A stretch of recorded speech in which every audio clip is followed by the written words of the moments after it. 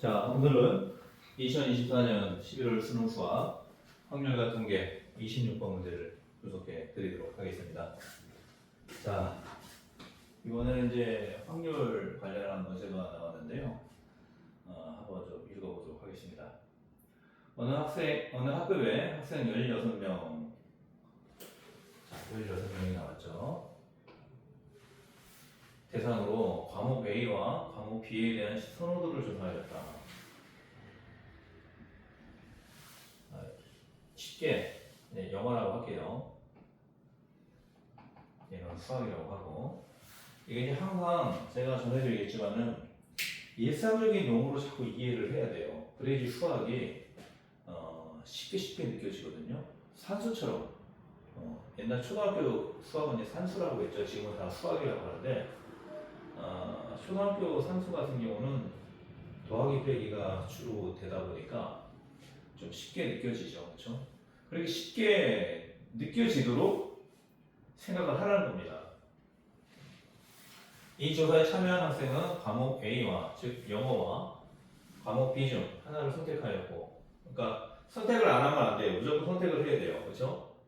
과목 A를 선택한 학생은 9명, 즉 영어를 선택한 학생은 9명, 영어. 과목 B, 즉 수학을 선택한 학생은 7명이다. 수학. 16명 중에서 임의로 3명을 선택한대요. 3명. 선택한 3명의 학생 중에서 적어도 나왔죠. 적어도란 말이 나오면요, 그 반대를 생각하면 됩니다. 반대. 적어도 한 명이 과목 B를 선택한 학생의 확률. 자, 확률이 나오면은 항상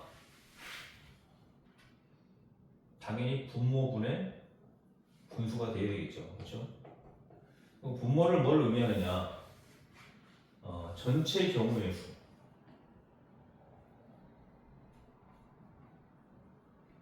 그리고 분수라고 써놨네요. 분자는 해당되는 경우의 수. 이거죠. 그렇죠? 그래서 항상 우리가 경우의 수를 구해라 하는 문제하고 확률을 구하라 하는 문제는 전혀 다른 문제예요. 그래서 분모분의 분자, 즉 분수의 형태를 꼭 나와야 된다. 답이 분수로 나왔죠. 그렇죠? 자, 그림으로 또 이해를 한번 해보도록 하겠습니다.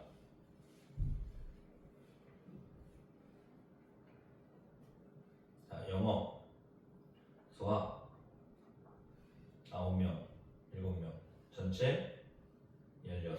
그렇죠? 이렇게 이제 쉽게 이해를 하면 좋아요. 그림으로. 그러면 이 중에서 이 16명 중에서 3명을 뽑는단 말이에요. 3명을. 그 3명을 뽑는데 그 3명이 우리가 이제 항상 경우의 수라든지 확률이라든지 이런 거 따질 때요, 순서가 의미가 있는지 없는지 이걸 항상 생각을 하면서 문제를 풀어야 됩니다. 그래야지 확률과 통계 문제에서 실수가 나오지 않게 돼요. 그래서 순서가 의미가 있으면 퍼뮤테이션을 풀면 되죠. 그렇죠? 순서가 의미가 없으면 컴비네이션으로 풉니다. 지금 무슨 얘기냐? 임의로 3명을 선택할 때 이 3명의 순서를 정할 필요가 있나요?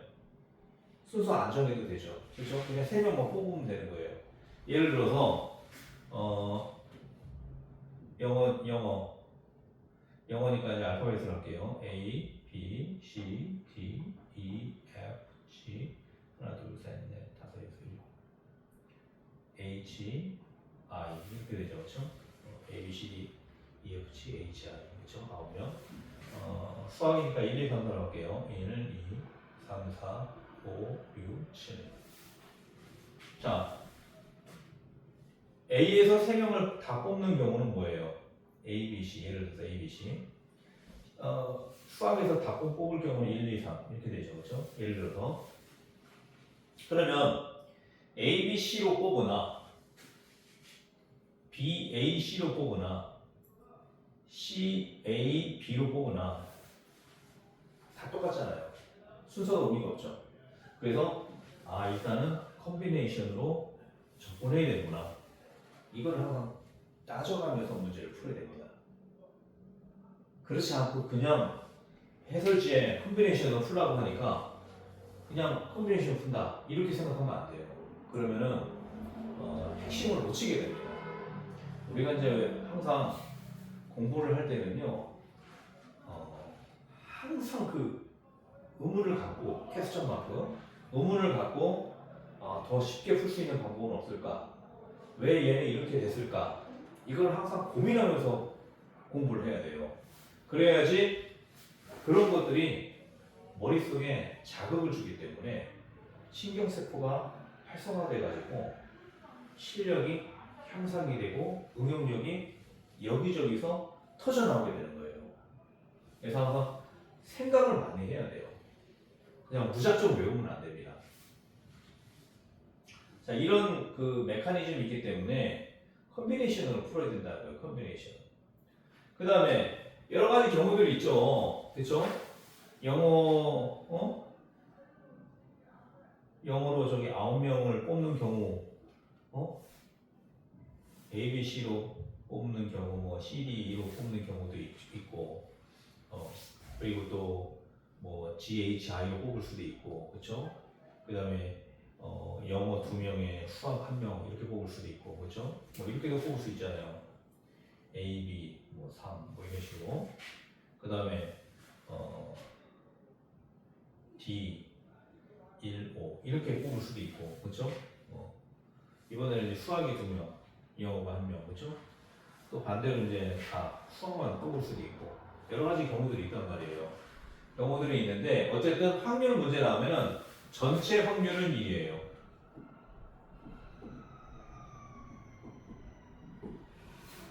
그런데 이런 식으로 일일이 다 구하면은 너무 힘들어지죠. 그렇죠? 그리고 문제가 지금 적어도 한 명이 과목 B를 선택한 거니까 B는 무조건 한 명은 나와야 된다는 거예요. 그렇죠? 2명이 나와도 되고 3명이 나와도 되고 상관없는데 한 명은 무조건 나와야 된다는 거예요. 그럼 이거를 한 명이 나올 때, 2명이 나올 때, 3명이 나올 때 일일이 다 계산하면 너무 힘들어지죠. 그래서 그렇게 풀라는 문제가 아니기 때문에 적어도란 문제가 나오면요 1 빼기 1로부터 시작하면 됩니다. 전체 확률이 1이라고 했죠. 그리고 반대로 생각하면 돼요. 과목 B, 즉 수학을 선택한 학생이 아예 안 나오는 거예요. 즉 영어만 선택한 학생.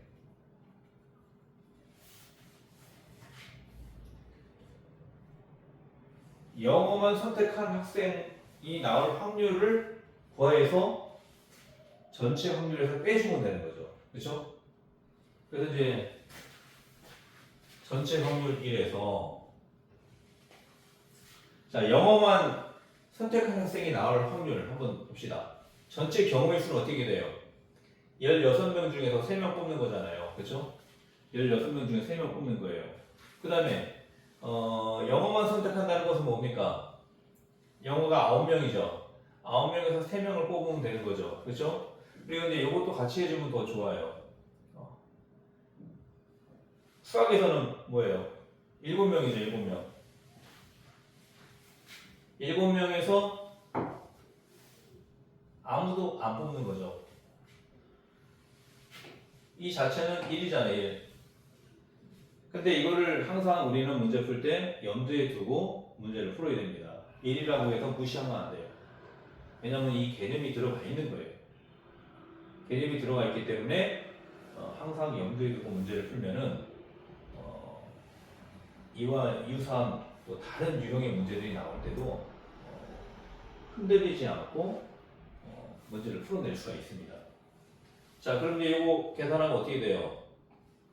컨비네이션 16에 3은 자, 16에서 3을 빼면 13팩토리알이죠. 그렇죠? 그리고 3팩토리알. 그 다음에 16팩토리알인데 13팩토리알이 있으니까 16, 15, 14하고 13팩토리알. 그렇죠? 이렇게 약분이 되겠죠. 그리고 얘는 이제 미리 계산하지 마세요. 왜냐? 이 분자에도 똑같이 3팩토리얼이 나오잖아요. 9 빼기 3이니까 6팩토리얼, 그렇죠? 그리고 3팩토리얼 이렇게 나오잖아요. 그러니까 같은 거니까 여기서 이렇게 약분시켜 버릴 수가 있죠. 그렇죠? 그 다음에 9팩토리 하니까 9, 8, 7, 9팩토리야. 그렇죠? 6팩토리 이렇게 할 거죠. 그럼 결국에 뭐가 남아요? 얘네들만 남잖아요. 얘네들만. 그렇죠? 얘네들만. 그래서 여기서 또 이제 약분을 하는 겁니다. 그래서 7하고 14, 14는 2가 되겠죠. 8하고 16, 이것도 2가 되겠죠. 3하고, 여기 9하고 15니까 3으로 나눠주면은 3, 15는 5, 그렇죠? 1 빼기 어떻게 돼요? 2 곱하기 2 곱하기 그러니까 20이 되겠죠? 20. 그리고 여기는 이제 3만 남았죠? 3. 그러면 20분의 자 20에서 3을 빼니까 17이 되겠죠? 자 이런 식으로 이제 풀어나가면 된다는 겁니다. 이런 식으로. 그래서 적어도란 말이 나오면은 항상 그 이제 보통 이제 여집합이라고 이제 그렇게 얘기를 많이 하는데 여집합 확률이 되는 거죠, 그렇죠? 그런 식으로 해서 전체에서 반대되는 개념, 과목 A니까, 아니 과목 B니까 과목 A만 선택한 학생이 나올 확률을 빼주면 된다는 겁니다. 자, 오늘 강의 여기까지 진행하고요. 또 내일은 새로운 내용으로 찾아뵙도록 하겠습니다. 고맙습니다.